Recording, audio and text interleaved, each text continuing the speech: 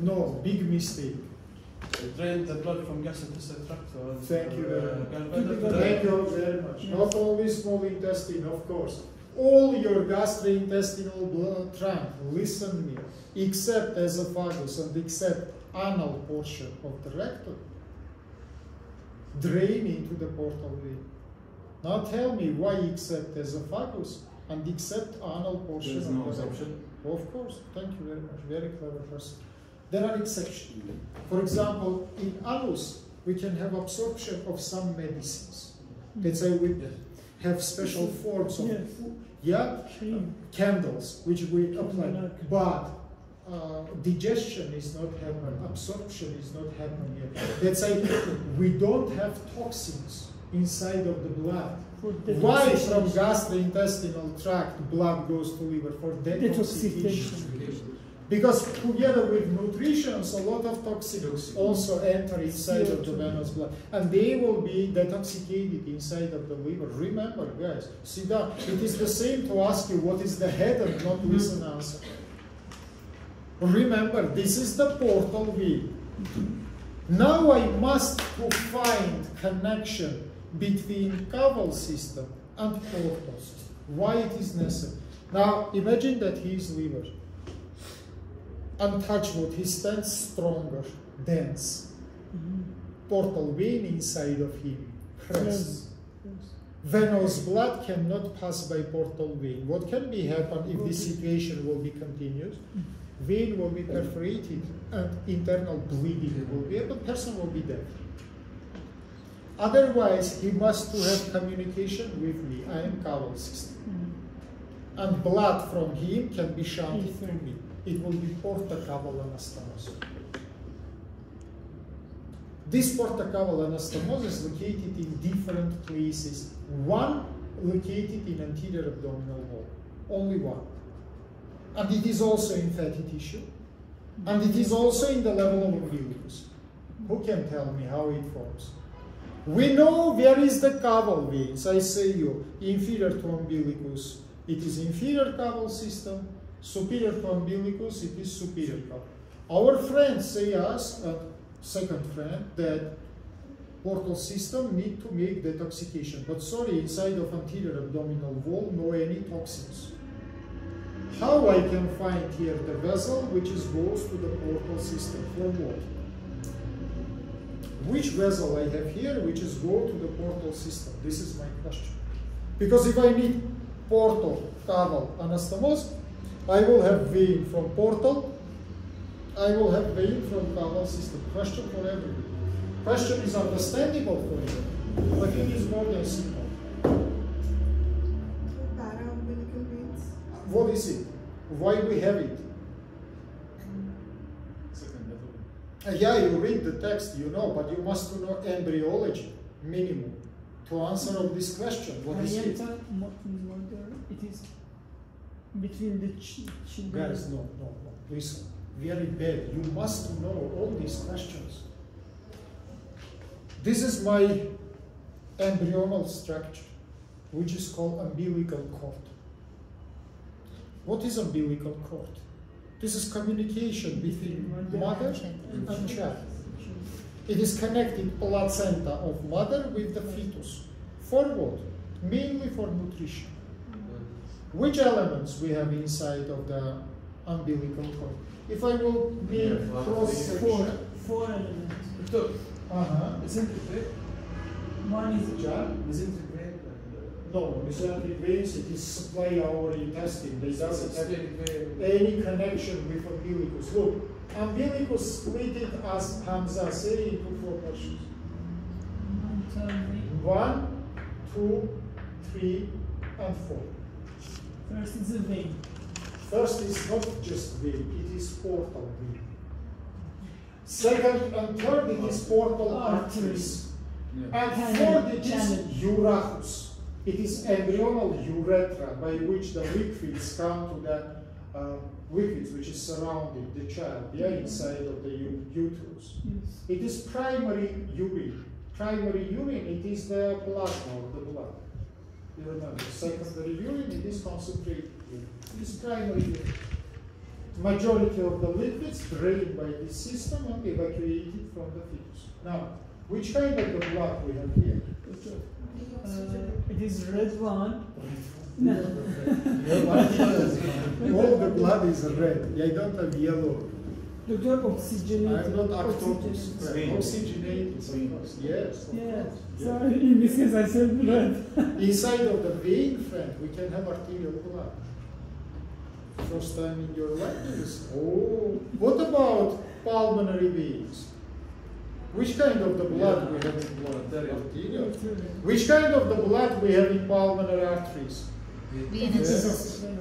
Let's say, tell me please, stand up please. Which vessels we call arteries? It's the vessels which is provide blood from heart to the tissues. This is arteries. Let's say blood circulated in arteries from heart to the periphery.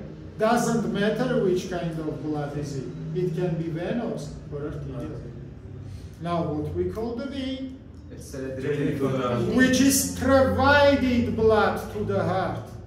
That's like two directions you have. Direction one, from the heart. This is artery. Direction two, to the heart. This is vein. And for me, it doesn't matter which kind of the blood is inside the vein, venous or arterial. In case of the fetus, situation is another. Veins, this is vessels, which is start from placenta and goes to our arteries. It is vessels which is come to placenta. It's vice versa. It's more than simple. That's a portal vein provided arterial blood. It starts from placenta and come to you. Portal arteries provided venous blood. They come to placenta for the breathing. Idea is understanding of course. Now look to me. Then we lose our umbilical cord. What is happened with these structures? They constricted and they forms the remnant. They forms the remnant. How we call the remnant of umbilical vein? Anatomy. It is just anatomy. It is poor anatomy. Why you study French? If 1 minute. Why you generally study in medical university if after studying of the topic 1 year is necessary for you to forget it? If I don't mistake, this knowledge you will remember during all your life to work in the medicine. Sorry, if after 1 year you forget everything, what is the value of your education? Look, I don't ask you some specific name of structure. I don't ask you some specific place. I ask you what is the portal vein, or I ask you what is the umbilical vein, or generally what is artery and vein. And don't listen answer. That's why we ask you how to become like you. No. No, friend, you will become like yourself. But you need to work. The umbilical vein turn into the ligament in the liver.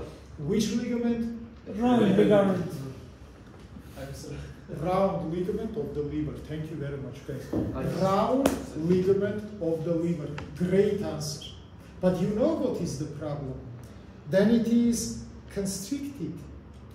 It doesn't close completely. The name of vein which you read now, paraumbilical vein, it is open portion of it.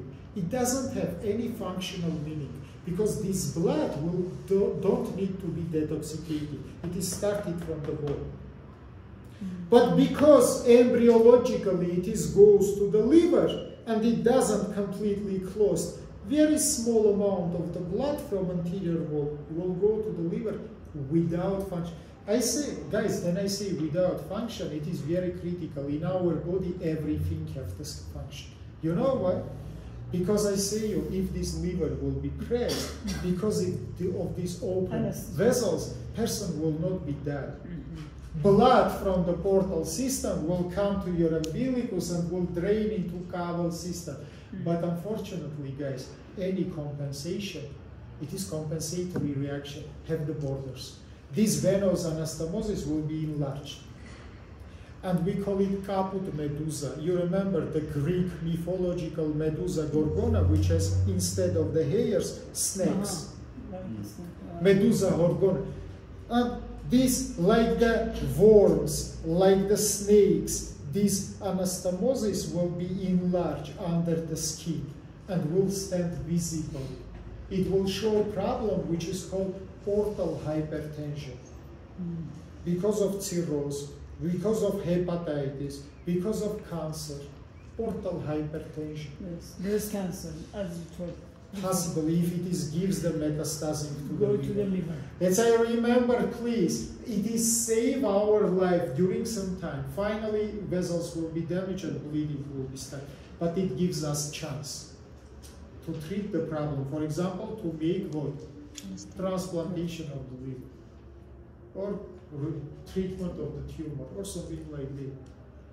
Let's say, remember, please, in anterior wall together, we describe two types of anastomosis.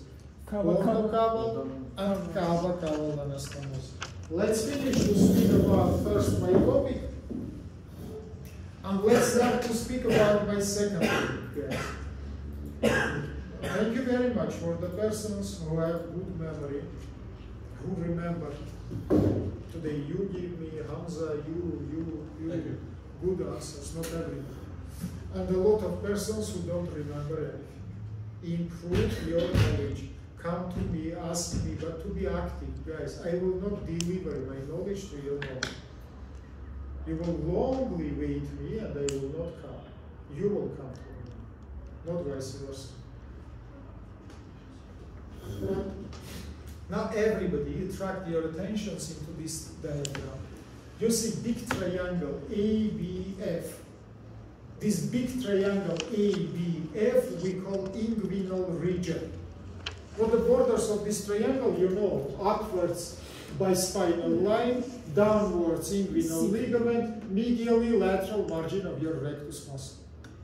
Inside of big ABF, you can see small CDF triangle. We call it inguinal triangle. Let's say inside of inguinal region, we have inguinal triangle. What is the difference in border? Only upper border is another. Another is same. Upper border, it is the line which is parallel to AB, but which is provided from border between upper and middle third of inguinal ligament. You divide it inguinal middle ligament into upper, middle, and lower. Now from the point between upper and middle third, you provide it parallel line to AB, to bispinal. You can ask me why. He say very clever thing now, he says some space. Because not all inguinal region contain inguinal space, but only its lower portion, which is called inguinal triangle. Upper portion of inguinal region doesn't contain space. Why? Because internal oblique and transverse fuse with the inguinal ligament. They doesn't fuse to inguinal ligament only in lower 2/3. But in upper 1/3, they fuse to each other. That's why otherwise, how we can say what is inguinal triangle? It is part of inguinal region which contains inguinal space. Now look in the space E. Space E exactly we call inguinal space. What does it mean? It means the weak place which doesn't contain two muscles, internal oblique and transverse. Why it doesn't contain these muscles? Because they doesn't fuse with inguinal ligament. If I will take now, touch wood of course, needle, and will perforate this region, my needle will not damage internal oblique and transverse muscles because it will pass through the inguinal space. Spermatic cord. Spermatic cord will be damaged and other structures which is inside of the canal, but not these two muscles. Do you understand it? What is inguinal space now? 1 minute. Inguinal space, it is distance between roof and floor of inguinal canal. Once again, inguinal space, it is distance between roof and between floor of inguinal canal. For males, it is wide, triangular shape. Simple test. I put my pen now instead of inguinal ligament. Now imagine that this pelvis, it is rubber structure and we tense it. What will be happen with this horizontal? Thank you. It will come to the more horizontal, not real. But from more vertical position, then you will widen this pelvis. It will become to upwards. Then it will become to upwards. This is my two fingers, which I show. If I will lift now this finger, space will be decreased. From triangular shape, it will come to the groove form. That's why the majority of the inguinal hernia,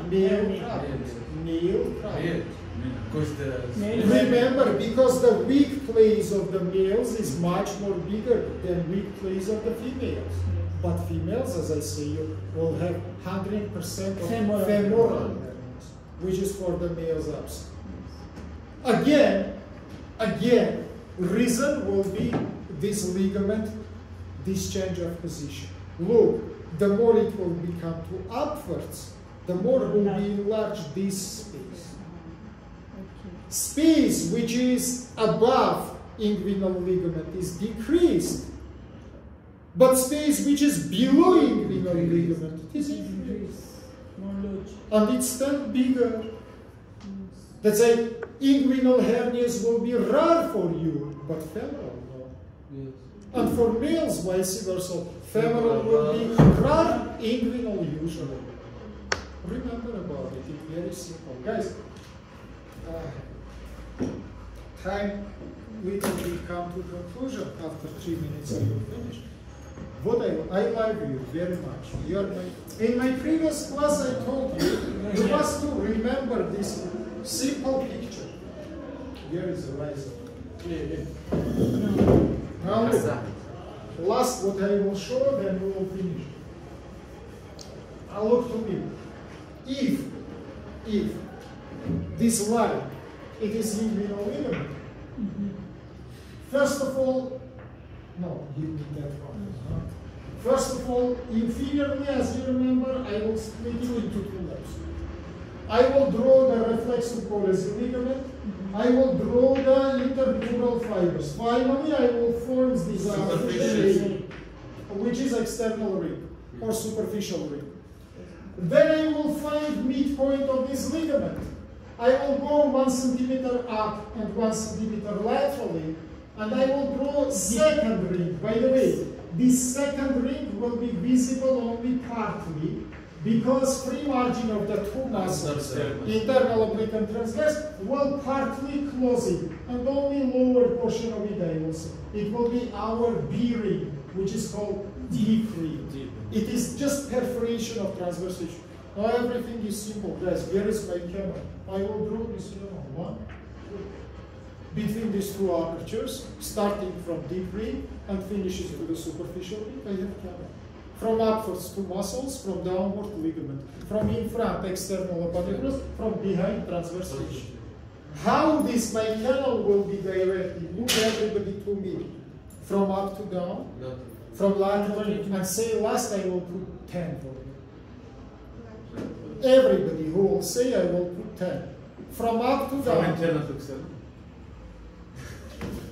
But you must prove me why. Because entrance is deep and this is brilliant. 10. Exactly 10. Number of your group? 303. Your name? Ahmed. Ahmed John. Great. Continue in this case. This is not simple question.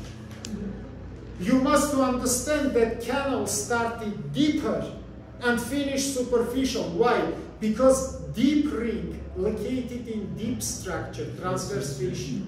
Superficial ring located in superficial structure. It is external appendiculus. Once again, your name? Ahmed. Ahmed John. Number your Ayman. 4. Number 4. 10. Thank you very much. Now 1 minute your presence. Amna, Abdullah, Ali. Say Ahmad.